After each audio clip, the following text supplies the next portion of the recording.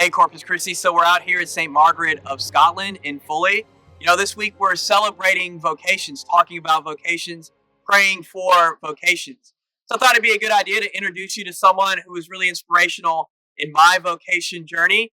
Father Paul Zoghby, pastor of St. Margaret, was first assigned to St. Mary's when I first got there. And throughout my life, he's been very inspirational in priesthood. And so I thought it'd be a good idea to come out and talk to him. He was generous to give us a few moments to speak about vocations and building vocations in your family.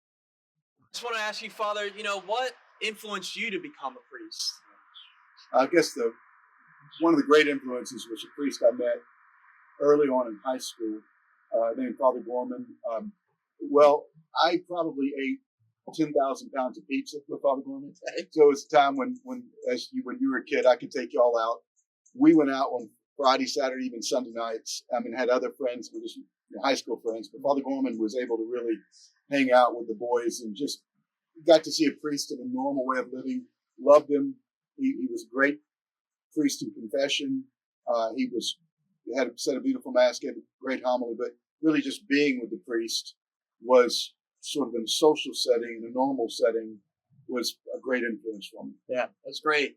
One of the great things about Father Paul when I was growing up was that he was always kind of present. He would come to the classrooms and visit and talk to us. He'd come to our CYO games. He would just always be around teaching us how to serve. So sort of what was your thought process behind that? Was that just you having things to do, or was it intentional sort of? Well, let me tell you, when I got to St. Mary's, when you got there, we got there in 1994 together. My sister-in-law and my brother said, Father Nesky always said goodbye to the kids every day at the end of school. Mm-hmm. And so I asked Father Nesky if that's true. He said, I always went to say goodbye to the school kids at St. Ignatius. So I realized I liked that. And then, of course, I loved being with the kids, and I loved CYO basketball. That was like the favorite thing. I'd go to 9 games on a Saturday, trying to be with y'all in the classroom, and just really enjoyed.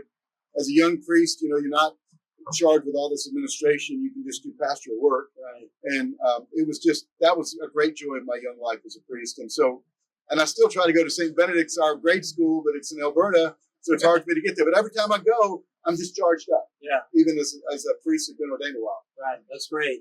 Yeah. So do you have any advice? We have a lot of families out there. They want to build this culture of vocations.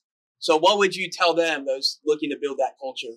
Okay. So if I were to say families, try to build a culture of vocations, I would say be like Joe Aaronsberg, who was your dad, or be like my dad, Sam Zoghby. In other words, put God first in your life and let your kids see that.